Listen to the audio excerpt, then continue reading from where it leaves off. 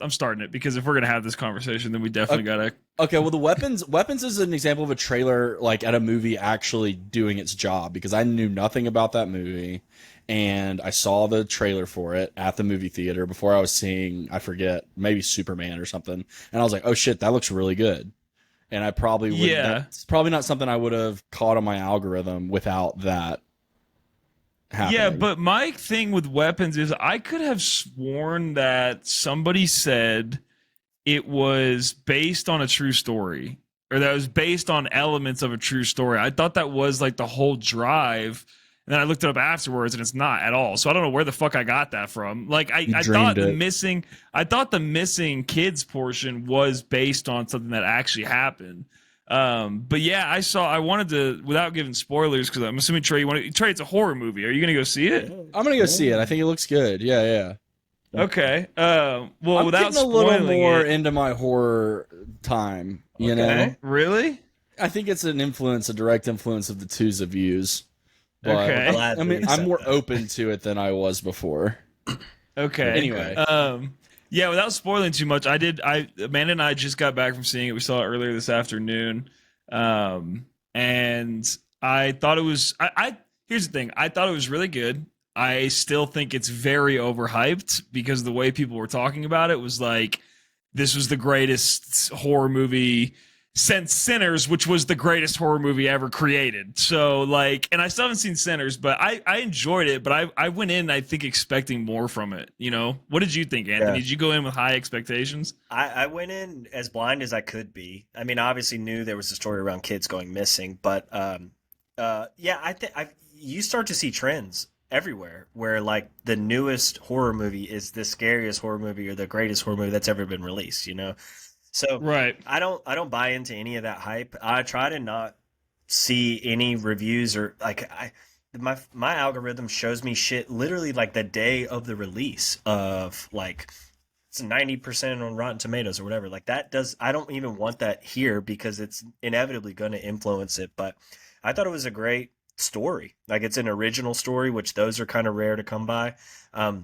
Yeah. But I think it was really well done. It didn't go the directions I thought it was going to go. The movie didn't.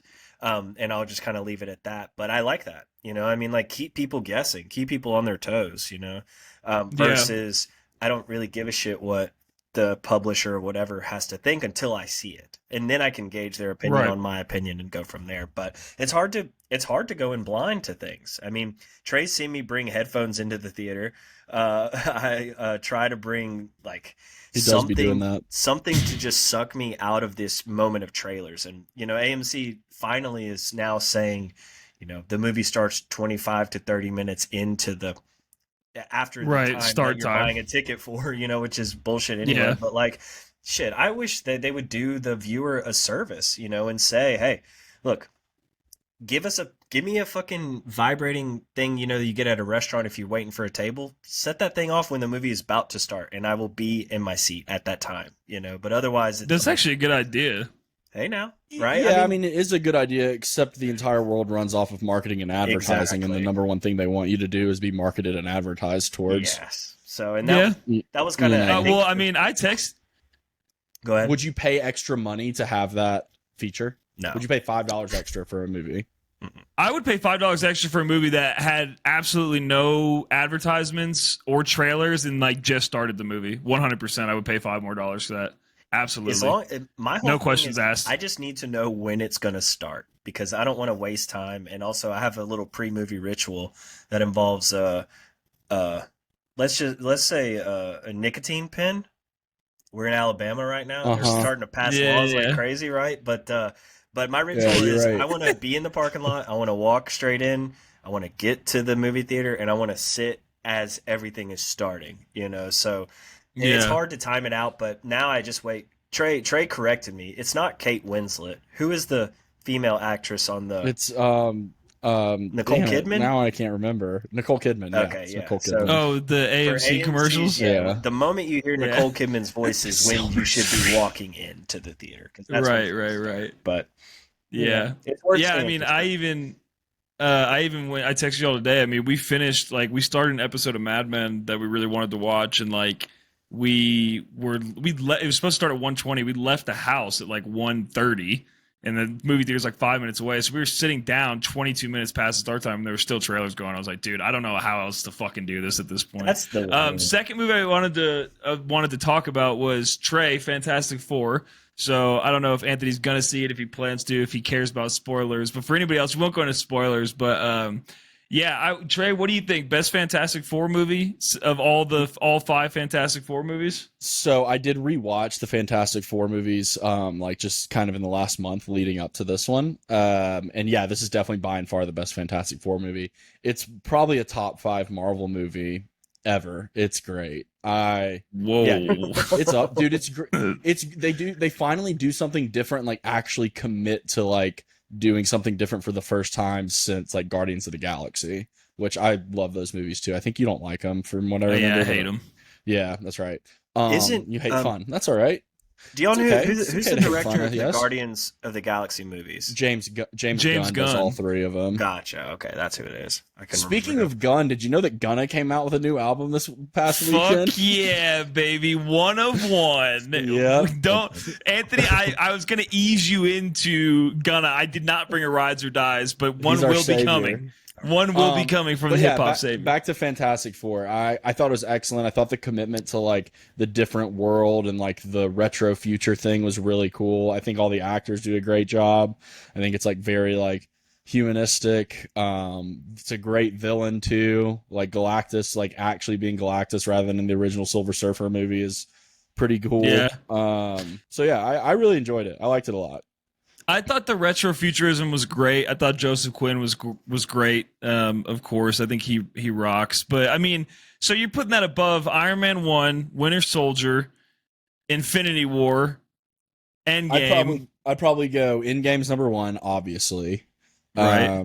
I'm gonna put Iron Man 1 probably in the 2 slot, which is fair. We need to get Definitely started on our actual double album in a second, by the way. Yeah. 3, I would probably put the first Avengers movie because it was just really cool to see them all come together finally. And then I'd probably have in like a 4 or 5 Winter Soldier and Fantastic Four. Yeah.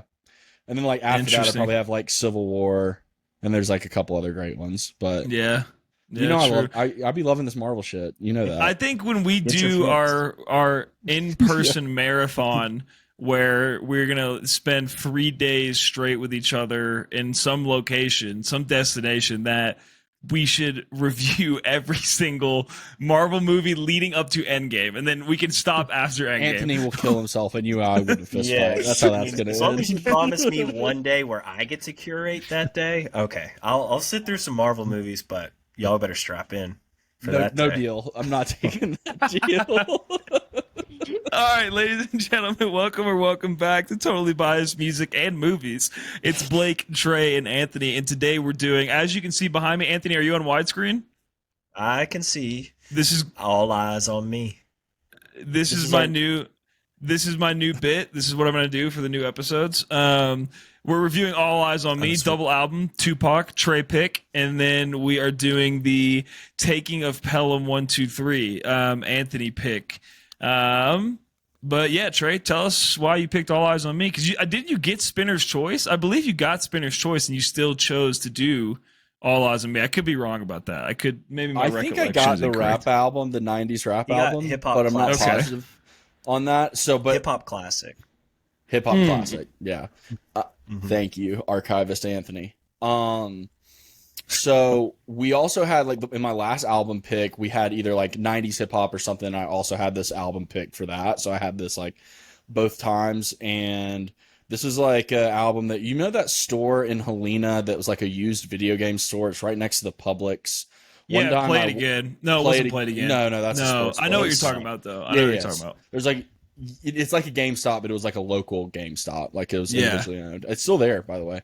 Oh, nice. I think it might be called Zone 1.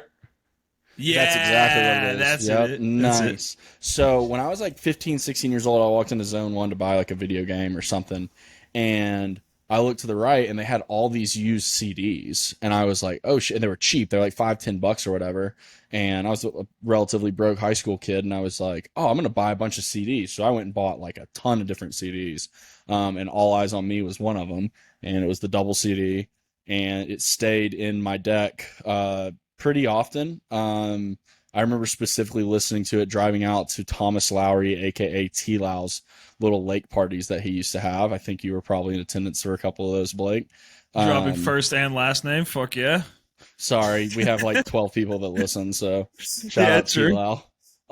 He's a bro. Anyway, so yeah, I listened to this album a lot back then. I remember like kind of being like not like mind blown, but just like really fascinated with the way that the beats are, like the West Coast like driven bass lines and all that type of stuff is like something I feel like I never really heard before. And obviously, you know, Tupac is a household name for many different reasons, but I think this is really my first big exposure to Tupac in general. So that was like kind of cool after like hearing about him so much. So yeah, that's why I picked it. Thought it'd be fun for us to talk about. We've also never done a Tupac album. So yeah, what was y'all's experience? Anthony, you can lead us off. So I'll say this, like in the Biggie Tupac debate, if that comes up in this conversation, which I'm sure it may, I've always gravitated towards Biggie, you know, and Tupac always kind of being that other side of hip hop for the 90s for a lot of people, you know. And I listened to some of his music, and it was literally just a track here and a track there. And I remember in college, I was like, okay, I want to see, you know, like what's Tupac about, or like what is all this hype about, or what is his cultural impact like through his music. So I listened to some of his albums, and I did listen to this one back then, but I was kind of like Trey, you know, like wasn't completely floored by it, you know, but I think a lot of that has to do with the limitations of their time. Because after listening to this in 2025, imagining Tupac with 20 or 2000s production, 2010s production, it's like, damn, we all obviously missed out on that. But what he put out, I think, is huge and did leave a big impact. So it was nice to go back and listen to this after not really touching it for a handful of years, because I have a different appreciation for it now than I would have had we done the podcast 5-10 years ago. Very true. I mean, I'm a lot like you. I've always been, I think initially, maybe when I was really young, I was more of a Tupac fan. It was probably based on nothing. It was probably just the fact that I heard Tupac first, to be completely honest. And then, you know, I started listening to Biggie, and I never really went back to listening to Tupac. But All Eyes on Me, kind of like Trey, was definitely my first dip into Tupac.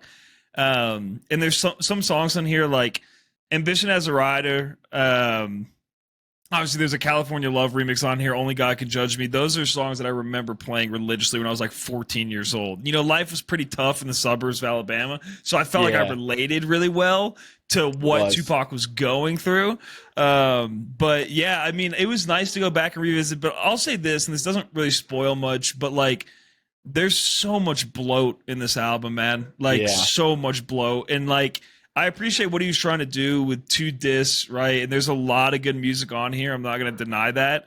But 2 hours and 12 minutes it's a lot, man. And there's many things that I would leave out from here, but still such a great album and so great to revisit it. And Tupac just has he has such a distinct voice, so buttery smooth, you know, production that is iconic as well. And like Trey said, very, you know, it was very distinct, like West Coast vibes versus what you're listening to if you're listening to Biggie or Jay-Z. You know, the production's completely different. You can really hear it in this album. So yeah, it was fun to revisit for sure. And we're not gonna do bottom tracks, right? We're just doing top tracks off of each disc. That was the game plan. Yeah. Cool. Yeah, I agree with you on the bloat thing, but also this was kind of the state of hip hop back then, as far as like there weren't really albums that were, you looked at it like as an album as a whole, you know what I mean? Like, it was just guys putting out a lot of tracks to try and get like radio play and like make album sales based on those songs. Like Ready to Die has a lot of bloat on it too, and like all the skits and like all that stuff. Yeah, it does, dude. It does. Not as Ready much to as Die doesn't have any bloat on it. Not as much as this, but it definitely does. I mean, there's like what?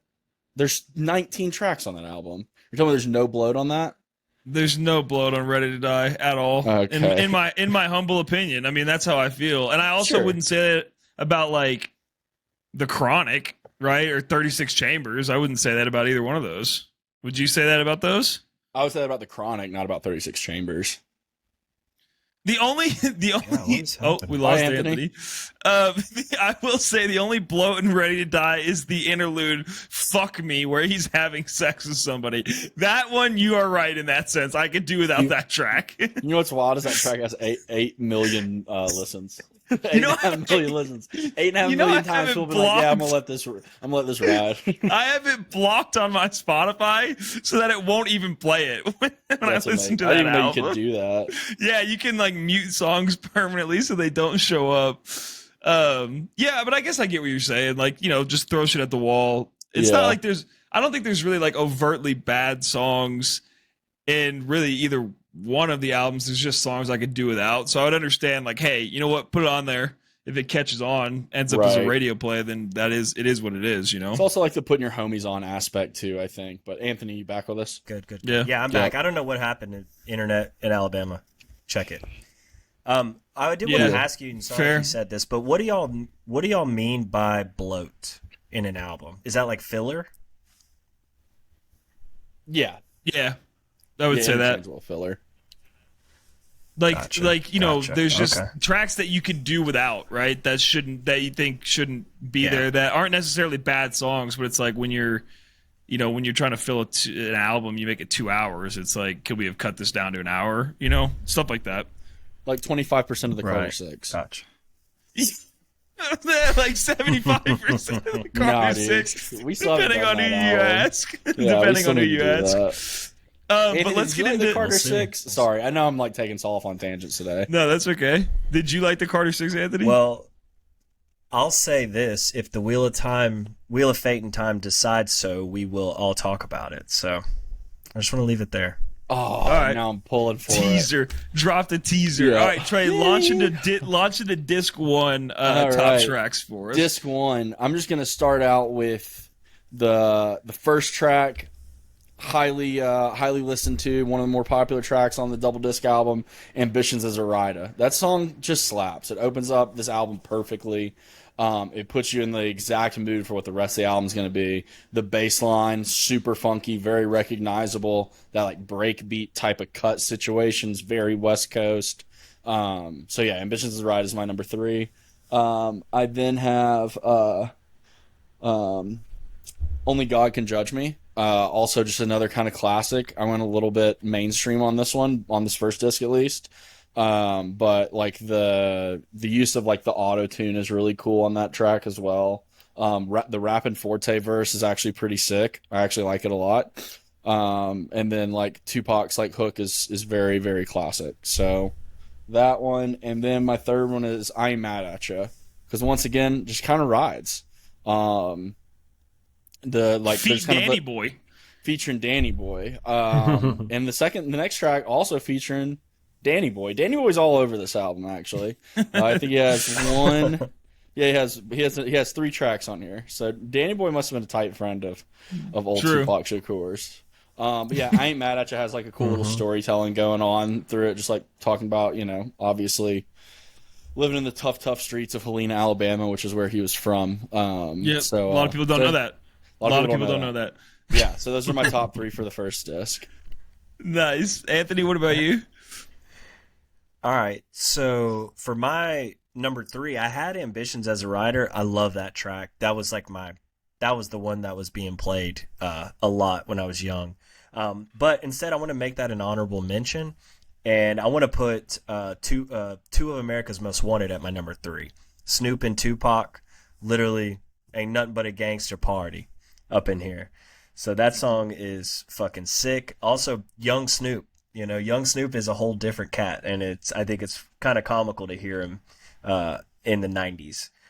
So that's my number 3 track. Number 2, I have No More Pain. This song is fucking fire, and it's deep. And like listening to this song in headphones is so cool because the production is it's very discreet, where you're hearing Tupac kind of laugh at his own lines or just like making these little slight sounds in the background. And this line is fucking wild. Like the hook of this song, I came to bring the pain, hardcore to the brain. Let's go inside my astral plane. Like, who was saying I that knew in the Anthony's 90s, gonna eat right? that shit up.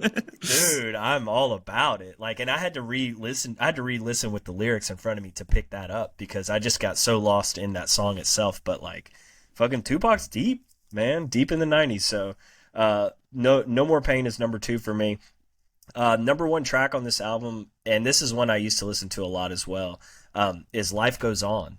It's a whole different vibe, very melodic, very like prophetic. I think that this album, I think it was released, I think they said like 6 or 7 months before he ultimately died. So easy there, kombucha. But so My cat, dude, she's got to be on the desk. Like, Yeah. has to be. Sorry, continue. that's okay. But this song, Life Goes On, it has this beautiful melody, this female vocals that are singing, and it's the perfect complement to Tupac's like realism in that song. But again, I think that song gains so much more meaning after the fact that he died, and it's so unfortunate, But this album does a lot like what Balloonerism or even some other Mac Miller projects probably do for you guys too, where it's like it's so real, and then knowing the reality of what happens after, it just hits on a whole different level. So Life Goes On for me is so beautiful and powerful. That's what makes it number 1 for me. Very nice. I'm actually shocked you had Life Goes On there. The astral plane line is very, very tight. I'm not surprised that resonated, but I'm not really surprised that. Are you surprised I'm not surprised that Life Tupac would Goes On. say that? I mean, the dude was quite wise and like kind of on that type of tip. He was a very like, in my opinion, he was obviously like a byproduct of his like raising as far as like some of the violent nature that he had and like kind of speaking on some of that stuff. But he also was like kind of prophetic in a way that, we admire other artists, for being. And I think that some of those ideas definitely bleed through in those lines. Yeah. Gotcha. Sorry about that. All right, Blake. I had a mic situation. I had to leave and come back. Okay, so I'll tell you guys this. Like I said, a lot of bloat in this album, but I will say disc 1 goes so hard for me that I could not pick 3, and I think I have like 5 on here, or maybe 6. So sorry. Okay. But also not sorry. So I have on here one of them, obviously, I mean, we're 3 for 3 with this, Ambitions as a Rider. And I like how we all said Ambitions as a Rider, not a rider, a Rider. I like that about us. This is a classic like Tupac song. Like if I were to think of like a Tupac song that I could rap along to, it would be Ambitions as a Rider. I think it's just a certified fucking banger, man. Great track, always gonna hit, no matter the year, no matter. Oh no, I think I fucked up my mic again. Oh my god, hang on. This is just not our night, huh? That's okay. Hang on. Hey, It's all right. It's part of it. We'll fix it. But in I'll say post. this while we're About filling time we air. turn Young my light on. Jeezy has a track that's kind of that too in much? honor of this one's called Ambitions, Hustler's Ambition. Have you heard that song by Young Jeezy? No, I don't think so. Okay, I have returned. All right, Blake. Yeah, so that's one of them. Next one I have on here is 2 of America's Most Wanted for, basically the same reasons that Anthony said, right? Fucking Snoop Dogg, Tupac, what a combination that was. At what a pivotal time in both of their careers. Yeah, it goes so fucking hard. So I love that song. And I hadn't, that was not a song that originally was on like what I would put as like a top songs for me from this album, but re-listening to it, man, Young Snoop, like Anthony said, whole different animal. I also had No More Pain on there, Anthony, and mainly like the lyrics are, I mean, this is crazy in the sense of what he's saying, but also like the production here, dude. Yeah. The production here is crazy, and what's weird is it's not like anything else on this album. Like, there's not another song to me. I mean, maybe you guys could correct me if you feel this way, but like, I don't think there's another song that has a similar production to No More Pain. You know, like it's so unique for the time. And like Anthony said at the beginning, like it would be so interesting to hear what artists like him or Biggie would have done with production nowadays. You know, this feels like a hint to me of what could have been done. But absolute banger of a fucking song. And then I have, two more. So, Got My Mind Made Up. I'll throw it as an honorable mention. And then Only God Can Judge Me as another honorable mention. Because Only God Can Judge Me was another one of those Tupac songs that I just remember listening to when I was young, you know, and recognizing so instantly when I listened to it again. But yeah, and I didn't count the California Love remix because I just counted it as California Love, so it just didn't feel right to put it on here. But I do enjoy that remix. Yeah. So disc 1, full of bangers, in my opinion. And if, you know, we're picking sides here, I'm going team disc 1 over disc 2. But we can get into that in a second. Your issue with the bloat is more so like the second disc, basically. Yeah, essentially. Okay. That's what I would say. Okay, fair.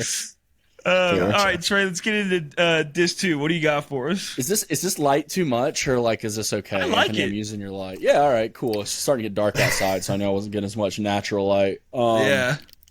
All right. Anyway, so top 3, I have All Eyes on Me. It is the kind of, for me, this is like the closer track because speaking of some bloat, like the last 3 songs on this album, I think aren't really like the best. It's kind of like one of those situations where you're trying to get all your homies on. I feel like an album. So All Eyes on Me and Ambitions as a Rider are kind of like the beginning. Obviously, Ambitions as a Rider is the beginning, and this is like kind of the end of the album. Also, like they do like this. He has this weird like filter on his voice, kind of, which makes him like sound deeper. I thought that was kind of cool. And then I had Picture Me Rollin' because, you know, like, listen, if you ain't loving me the right way, you can picture me rolling, you know? Like, and I respect that. I respect that idea. I feel that. So, and your boy Danny Boy's on it. And Danny Boy, my best friend in the whole wide world, is on it. It's got just like a super hot little hook, like some female vocals, which we love to hear, especially laced over some West Coast beats. And then my number 1 song is Shorty Wanna Be a Thug. I think this song, like, really, yeah, I love the song, and also just like kind of talking a little bit about, like, you know, growing up in the hard streets of Helena, Alabama, and like being surrounded by like the thug life, for lack of a better term, and like, you know, just having the desire that I'm assuming that Tupac and some of his close associates had to grow up quickly and be a thug. I think it's cool. So yeah, that's my top 3. You don't like Shorty Wanna Be a Thug? It's fine. Yeah, right. I don't know. I just didn't see that coming. Oh, also, I meant to say earlier. Sorry, I didn't write this down.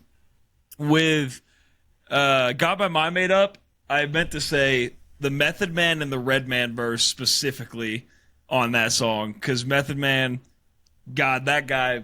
Every time Method Man is in the studio, you just know it's about to be something fucking dangerous. All right, Anthony, what do you got for Disc 2 top songs? All right. I'm struggling through this internet connection. I'm not exactly sure. So if I need to repeat anything, just holler at your boy. So can y'all hear me now? Yeah, you good. Yeah, you're good. Gotcha. So, all right. So number 3, I had All Eyes on Me. I felt the same way Trey did. Like, if you end that album right there, I think it's like it's a beautiful closure to this big project. So number 3, I know I already said this, we'll go into it again. All Eyes on Me, so a solid way to end the album. Echo everything Trey said. Number 2 also had another one of Trey's, Shorty Wanna Be a Thug. This is, like, I'm not a huge fan of West Coast production, just personally, but that song does it for me. Like, I'll take it. I'll ride with it. Yeah, I mean, it's just, you can't top that. But you can with the number 1 track for me is Can't See Me. I love the way it opens up this second side, or the second disc. You know, Tupac for me is like he's a very aggro rapper. You know, like, I like when Tupac's aggression is coming through his raps. I think that is when he shines and when he's spitting fire. And that's the way to open up an album, or a second disc of an album. And that song too, there's so many samples in this in both of these discs. Like there's samples laced throughout this music, but the way it's balanced in that Can't See Me track, it's that complimentary rap. You know, he's basically rapping and then the sample carries him over to the next chorus. So Can't See Me is my number one track. Very nice. I was hoping that showed up because disc 2 for me, I got in no particular order. Can't See Me. I think, like Anthony said, perfect way to start off disc 2. I mean, it's to me, this is like, I don't know how you guys feel, but this is quintessential Tupac to me. Like when I think of Tupac's voice, his production, this is what I'm going to hear in my head as a song like Can't See Me. I think he's, and there's not a lot of like nuance to it, right? I wouldn't say that, but there's just something about it that feels so Tupac, and so classic him. Number, whatever you want to call it, my second one, like I said, no particular order. I also have All Eyes on Me. I think it's, you guys have talked about this enough, but to me, I don't, I'm not going to put it as like my ending, because to me, my favorite song on disc 2 is Heaven Ain't Hard to Find. I think it's a perfect closing to disc 2. I think it's a perfect closing to the album. Like, I think it's great. I think it's so like such a peaceful, relaxing tone from the rest of the album, right? It feels more uplifting. Like, I love the chorus of it. I love the vocals, the singing. I love his rapping. I love the production. It's slow. It's, I don't know, it brings you in. It's melodic. So yeah, to me, that's the best song on this disc. And I think it's a great ending. Y'all didn't like how you guys thought that everything after All Eyes on Me you could live without? Even Heaven Ain't Hard to Find? Heaven Ain't Hard to Find isn't bad, but I don't know. I just feel like All Eyes on Me would have been a much better just like ending closer. Especially with the 2 tracks that come after All Eyes on Me, Run the Streets and Ain't Hard to Find. Those 2 I could like throw in a trash can. Heaven Ain't Hard to Find isn't bad though. Yeah. All right, that's fair. Anthony, Yeah. what did you Run what do the you think? Streets. Same sentiment. Run the Streets was, yeah, I had an X's next to that track. Like, get rid of it, and then that just threw me off. I think towards the latter, the other 2. So yeah. Yeah. Yeah, I feel that. All right. So we have 2 ratings here. We have Rolling Stone and Pitchfork. I have them both pulled up. Time for all of our favorite segments. What do you guys think Rolling Stone has it rated as out of 5? I'm gonna say they gave it a 3.5. Anthony? I'll say they gave it a 4.5. They gave it a 3. That was what Rolling Stone rated it. Reviewed in April 4th, 1996. Okay, and then on to Pitchfork. Out of 10, what do you guys think Pitchfork gave it? Can you tell us when Pitchfork reviewed it? 1996. Oh, no. No. Reviewed January 28th, 2018. Okay. Pitchfork gave it like a 9. Yeah. I'll say an 8.5. They gave it a 9.4. Told you. You knew they were going to give us something high after the fact, right? They had to. That's what I'm saying. Yeah. Yep. All right, so let's get into y'all's personal ratings. What do you rank it, Trey? I give it a 7.5. Okay, Anthony? Are we talking the whole album or disc? So we're talking the whole album. I assume whole album, yeah. Okay, well, just for the record, I gave the first side, or disc 1, 7.5, disc 2 a 7, so let's just say 7.25 from me. Okay, that's fair. I don't know if we're getting into anything outside of 0.5s and whole numbers, but we'll let it ride. Well, I mean, but you're right. I mean, that makes sense. That's the average. Yeah. I would say I give disc 1 a 9, disc 2 a 7. So that goes out. That was 16 divided by 2 is an 8. Yeah. Wait, you really have to work that math out loud. Yeah, it's good to keep the brain. 7. It's good to keep the brain going. 9 plus 7. Big thing for me recently, just so you guys know, Sudokus.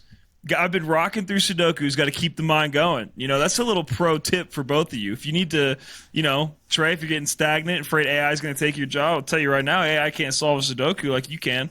I guarantee you it can actually They quite can't well. hold Probably they you can't should hold just use AI pencils. to solve your Sudoku. Yeah, buy the Sudoku book and then use AI to solve all of it. Yep, and then Make take everyone pictures think of it, you're upload smart. it to ChatGPT. Yeah, Yeah, genius. fuck yeah. Okay, so All Eyes on Me. That was our review of All Eyes on Me. If you haven't listened, go listen. And then if you want to listen to something better, go listen to any Biggie album. All right, so So unnecessary. let's get So into unnecessary. rides or dies. And Anthony, you can lead us off because I haven't listened to Trey's yet. So Okay. yeah, you can Well, start us off. so the song I brought is called "The Stamen of the Shaman" by Spangle. I've been trying to get, honestly, Blake, your opinion on Spangle. And I think this is, and I was, as I was looking through tracks to pick, like Spangle tracks are like 6 to 10 minutes long typically. So this is kind of like a half of a track because the song before it leads right into it. But I thought this was pretty digestible. It's pretty well known in a sense, like you'll probably recognize it. But I love it and wanted to bring Spangle. So Trey, why don't you start and then let Blake bring us in it? Anthony, I don't know if you remember this or not, but I am not a Spangle guy. I'm pretty anti getting spangled. Oh no! Okay. That being said, I did really like the song. I really like the horn section part of it. Like, it definitely gets a ride for me. The Spangle's fine in small doses. For me, it's just like the sets and the craziness and some of that stuff is just, it's not quite my vibe. To the point where I'm quite glad that he is not involved in the Red Rocks Tipper shows.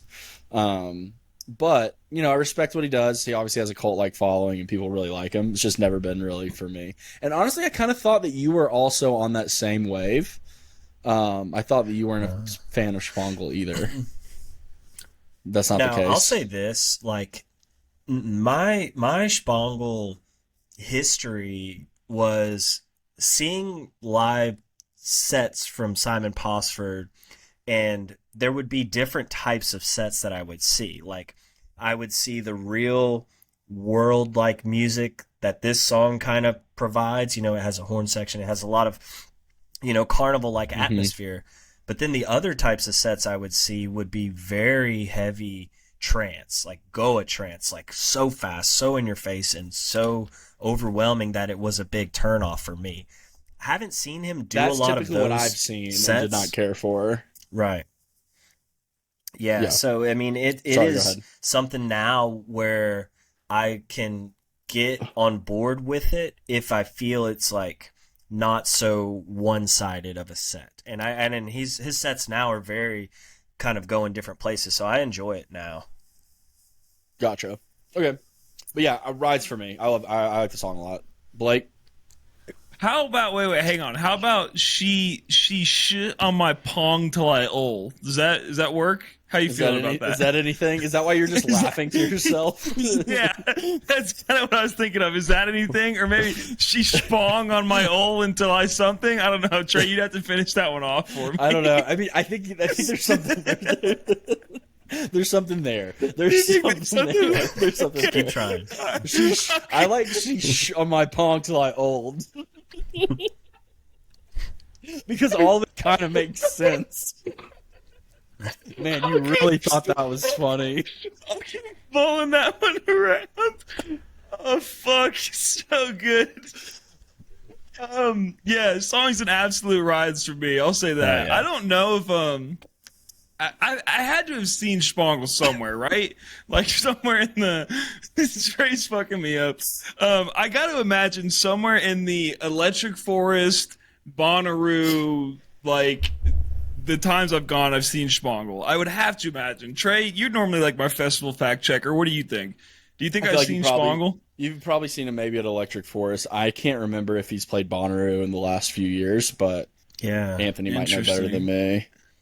Yeah, I Yeah. could see Maybe him in even. I don't know. Maybe Electric Forest. But yeah, I could see you've probably seen him. He's been around forever.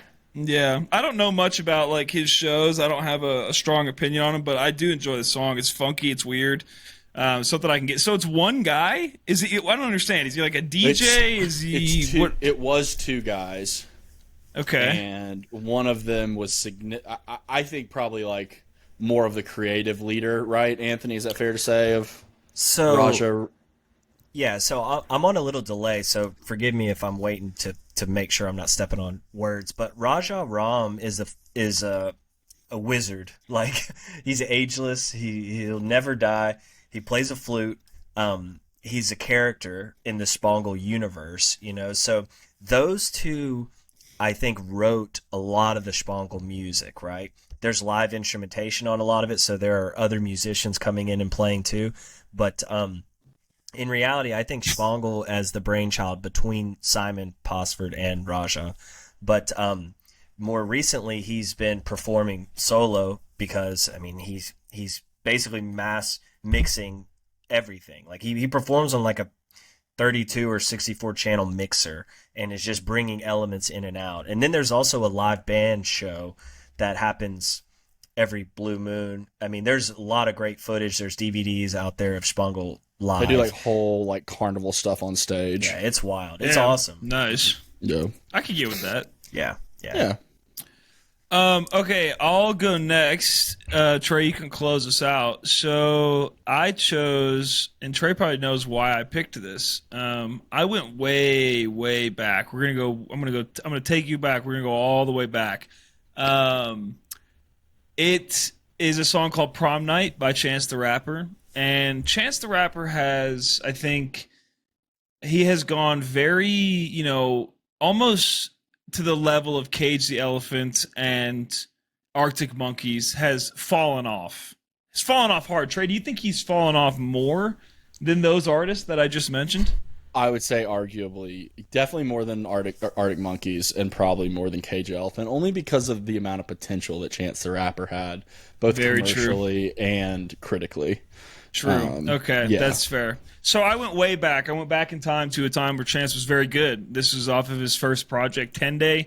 And yeah, I have very fond memories of this song. I have very fond memories of Chance during the acid rap era. And it came on my hip hop mix that Spotify makes for me. Shout out Spotify, please sponsor us. Please don't. And I think that it was nice blasting the past, and I'll always let this song ride. And I love the "You deserve a Ferrari and a matching tiara and a hand to wipe away all that run of mascara." What a great fucking line. So yeah, shout out Chance, shout out Prom Night. Trey, what'd you think? If you think I'm going to give Prom Night a dies, you're high. The song's great. It's classic. It's very high school, very like high school worries type of vibe. Yeah, what happened to Chance is strange and sad and weird. Like the first 3 albums, if you want to call 10 Day and Acid Rap an album, which, whatever. And Coloring Book's not that bad in retrospect. I think we didn't like it upon release. Upon release, we didn't care for it, but I think in retrospect, it's actually pretty damn good. But then everything else after is just awful. And then like just what he does with his career as far as like, being on The Voice and, just doing like very weird mainstream like stuff. Releasing songs on Facebook, whatever's going on there. Releasing songs on Facebook and 25 weird stuff. Yeah, so him as an artist now dies, but this song is definitely a ride. Anthony, what'd you think? So when did this come out? 2011, maybe 2012. Okay, gotcha. Yeah, because Acid Rap came out in 2013. Yeah, and so it was 2012. That's an album, right? We're not talking genre. Yeah. Okay. Yeah. I Chance the Rapper completely not on my radar ever. Like I never heard his voice. I don't think But this song, it's word choice that really throws me off. I mean the hook of this, it's all love. I like that kind of message, right? But he rhymes okay with homies, which I find such a stretch. And I'm not going to try to do it like he does, but yeah, it is like so. Oh man, I couldn't get past it. And me and lyrics, they get stuck, and that's what happens. So I will give Prom Night a dies. Damn. Oh, that's all right. It's all about It's all good. We're the homies. I mean, that's that's the thing from that 60 minutes Eminem thing where he's talking about how nobody can rhyme with orange and how it pisses him off because he's like, if I say my orange 4-inch door hinge and porridge with store, like you can, if you say it correctly, you can rhyme it with whatever the fuck you want to. Chance with okay and homies. There you go. All right, Trey, what'd you have for us? The song that I picked for Rides or Dies was a song called Transmuted Matter by Stereolab. And the reason I picked this is I got back to Tahoe on Saturday. Sunday did a nice little sunrise hike and decided to drive all the way around, like do a full lap around Lake Tahoe, which takes about an hour and a half, give or take. It's quite large. And I was listening to Tidal, and I was listening to King Gizzard and the Lizard Wizard, because you might not know this, but King Gizzard and the Lizard Wizard just pulled all their music off of Spotify in the last 2 weeks. Yeah. Why? Because the CEO of Spotify is like giving tons of money to this like militarized AI drone technology. Yeah, classic. So they were like we don't want our music. They're like we don't want our music to go to support that. So anyway, I already had Tidal for like DJ stuff anyway. So I was listening to Tidal, and Tidal has a really good algorithm. Come to find out, and they recommended this song after I got done with the King Gizzard and the Lizard Wizard album. And I've listened to Stereolab's album called Dots and Loops a lot. And like Stereolab's one of those bands that whenever they pop up, I'm like, oh, I really like this. And so I really liked the song. The lyrics are pretty heady. And then like the drums are really tight too. So I was curious what y'all think. Blake, you haven't listened to it, so.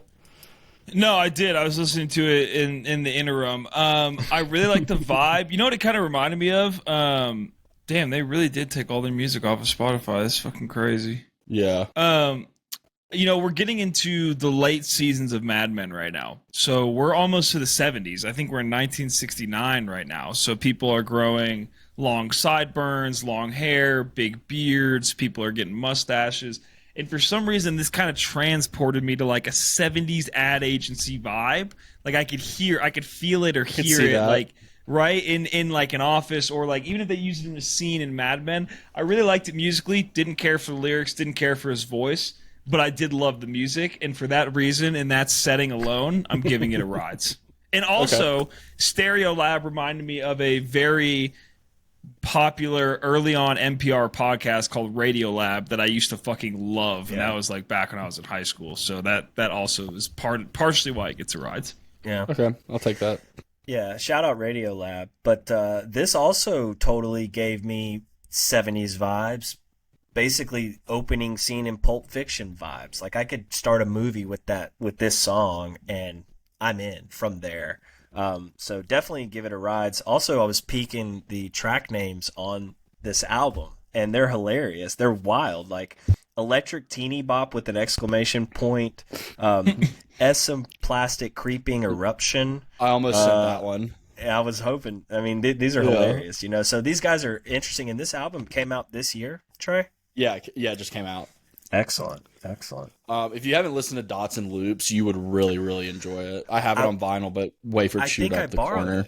I borrowed it from you. Oh, you did? Yeah. And I did listen to it, but I didn't know any of the. It's a three disc vinyl, so like I wasn't spending any time trying to figure out what song I was listening to. I just let it play, and it's a vibe. This band is interesting.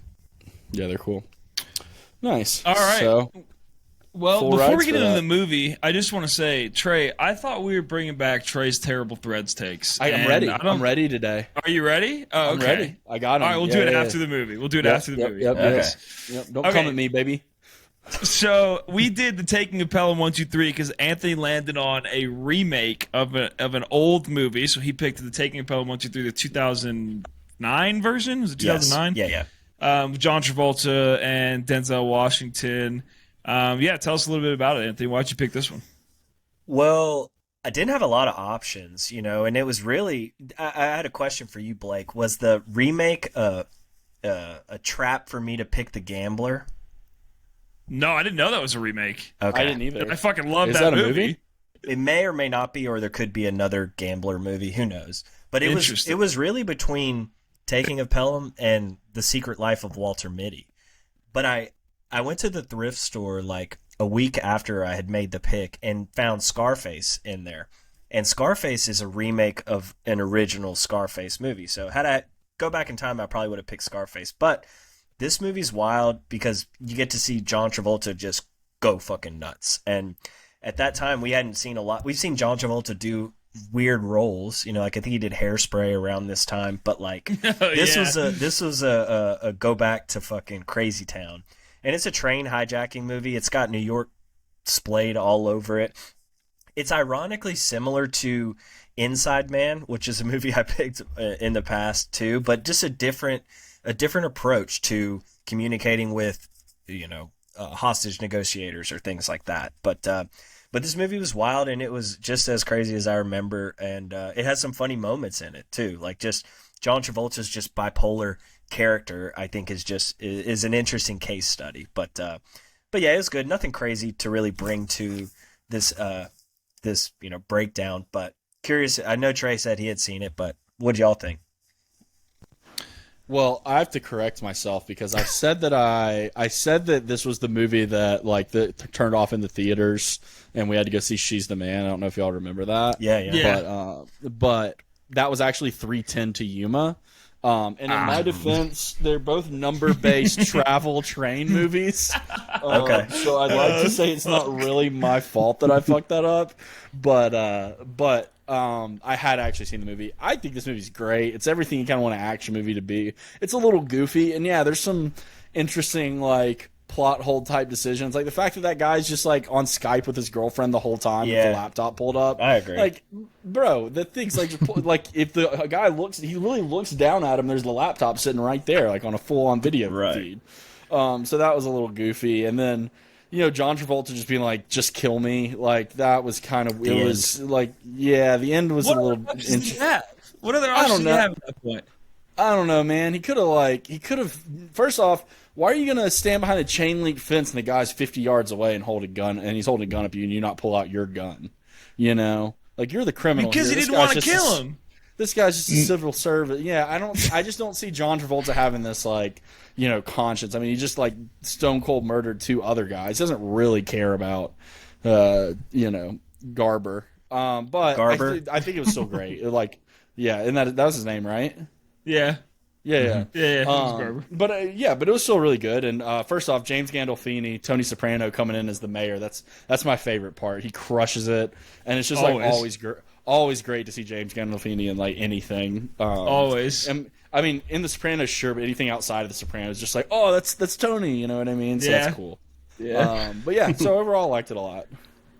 Let me tell you guys something. I was watching this last night, and I had connected my Bose headphones to my TV, which I've been doing for every movie I watch now that Amanda doesn't watch with me. That's pretty cool. And I was locked the fuck in, man. I literally wrote at the bottom here, I said, what is there to dislike about this movie? Honestly, it's got amazing actors, 3 amazing actors that are all in other amazing roles. They're all acting their fucking ass off. There's action sequences. The intro, I wrote down, I love the intro credits being spliced into scenes in the movie. I thought that was so fucking cool that it was scene, intro with 99 Problems and Jay-Z, Brooklyn artists, right? Back to a scene, back to intro credits. I loved that intro. John Travolta's fucking crazy. And you know what? I related to his hatred a lot. Not saying I would ever kill anybody or hijack a train, but I get where the guy's coming from. Sometimes there's movies with bad guys, you understand where they're coming from. And I kind of related to John Travolta. It reminded me a little bit of kind of where I see myself in a few years, in a positive way. Minus the violence, right? Right, minus the violence. Unless you fucking push me, and then I don't know what's going to happen. But I don't know, man. I really liked it. I thought the acting was great. There's funny moments. There's depressing moments.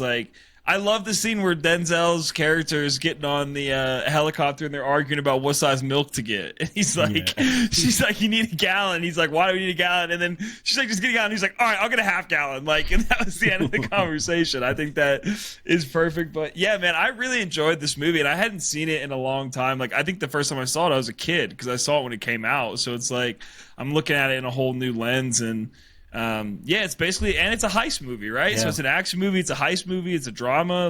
There's many great moments, and I think James Gandolfini he has a very small part in Zero Dark 30.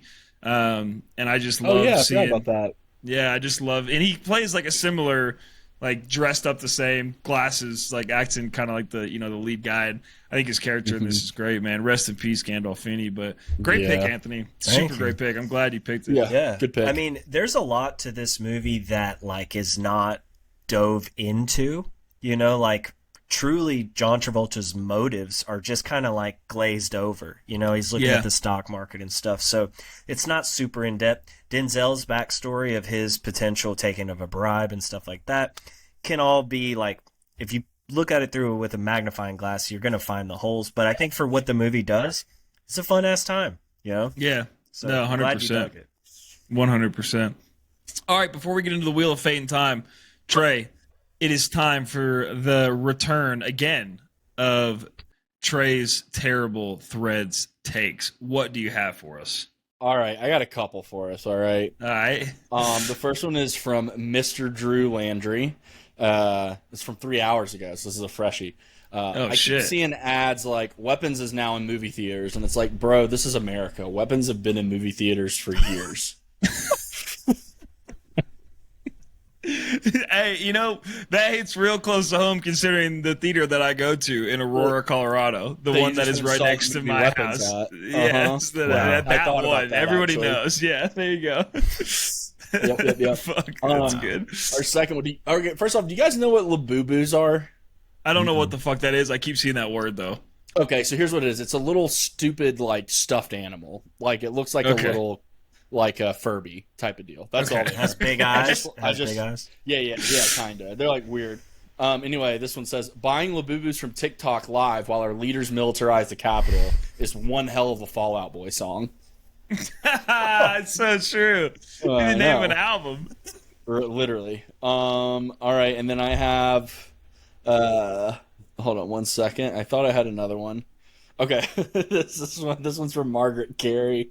This is my last one. It says, on a first date, saying, agree to disagree every time they share anything about themselves. Fuck yeah. If I ever go back into There you the go. dating pool, that's what I'm doing. Agree to disagree. It's like, yeah, so I have two brothers and sisters. Agree to disagree. Yeah, you think you have two brothers. Oh, that's a good maybe one. not. You never know. Fuck yeah. So, Okay. all right, those are my three takes for the day. Very Nice, nice. nice. Good to have it back. Okay. Share screen. Window. Hang on. Let's do window. No, entire screen. We'll do the little virtual mirror here. Okay, so we'll start with the. Actually, maybe I should. You know what? Whatever. We're just gonna do it like this. Yeah. Can everybody fine. see? Can you guys see? Mm-hmm. First off, y'all know why I did 1993 movie? Because Trey, were you born in that year? Because you were I born was in born 1993. 1993. Yep. Uh-huh. Yeah, very Love nice. that. Ladies and 30 gentlemen, it was Trey's birthday yesterday, or when this It was. releases, A couple weeks ago. 3 days. 3 Yeah. days ago. So when you hear this, and if you think, oh, fuck, I forgot to text Trey for his birthday, then now you can text him and be like, I definitely didn't do it because of the podcast. I knew it was his birthday. I've been super busy. I tried to send the text. It didn't send. I don't know what happened. I was on an airplane. Right. The Wi-Fi was shitty. So Service. you guys can do that. Okay, you. so movie categories, and these are Trey's categories. So we got a 2025 movie, 1993 movie, something you think no one has ever seen, Jordan Peele movie, and Spinner's Choice, and I am the movie pick. Are we ready? Ready. Trey, hit us. Wheel of fate and time. Wheel of fate and time. Wheel of fate and time. Spinner's Choice. Wheel of Okay. fate and time. So this is what I'm going to do. I'm going to do a 2025 movie because this movie interests me and I want to see it. And we haven't talked about it. And it looks like it could be either good or really fucking awful. So we're all going to decide that together. And it is the movie Flight Risk with Mark Wahlberg. Okay. I was really hoping it was going to be Freakier Friday, which has excellent reviews on Rotten Tomatoes, by the way. Oh, man. I Or do really want to see Sinners. that. You could do Sinners. I want to do something that like we wouldn't do normally because Sinners is going to come up for sure. Freakier Friday would have been a good choice, but I forgot that was out. For the record, okay, so the movies I was going to pick, I'm not going to tell you the other ones, but Sorry, I'm trying to make sure my mic didn't get fucked up. Directed by Mel Gibson, huh? Mhm. Oh, So Topher Grace is in it? I love Topher Grace. So something you think no one has ever seen. I was gonna either do the most hated woman in America. Have you guys seen that? No. No. Okay. And have you seen the trial of the Chicago 7? Yes. Okay. That movie's awesome. So the most hated woman in America. I'll keep that in the back pocket for another day, another category. But yeah. All right. That's the movie pick. Okay. Now we have album pick, and we have something you think no one has listened to, 2025 album, 1993 album, Rick Rubin produced album, and Spinner's Choice. Are we ready, Anthony? Ready. Trey? Wheel of Fate and time, Wheel of Fate and time, Wheel of Fate and time, Wheel of Fate and time. Okay. So, Something you think no one has listened to. right. Now, I have a question, okay? I came across an album this year at the thrift store, and I've listened to it pretty regularly ever since. And I did send this to Trey. I don't know if Trey listened to it all, but I know Blake has never listened to this, and Trey hadn't heard it before then. So, for this next album, near and dear to my heart as it keeps growing every day, the album is called Drugstore Heaven by the group Houses. Yeah, I think it's going to make for a really interesting conversation, and I'm very interested to hear how y'all feel about this one. Very emotional. Drugstore Heaven. Yep. So I'll just give you a backstory real quick. This guy made this album kind of in tribute to his friends that he had lost growing up. Very drug heavy album. Very, like I said, it's dark and melodic and poppy and hip hoppy. So it's got a lot of things in it. So it'll be fun. Hell yeah. All right. There you have it, ladies and gentlemen. Flight Risk and Drugstore Heaven. And we hope you enjoyed. Everybody, 'twas a blast. Guys. Really quick, did y'all notice that I did the Wheel of Fate and Time, like kind of like the Happy Birthday song because it was my birthday? Yeah. All right, you did pick up on that. Didn't connect those clocked dots, but nice. All right, I just wanted to make sure. Yeah. Yeah. Okay, cool. Very All right, great, anyway, very great. see you guys later. All right. Bye, everybody. See ya. Bye.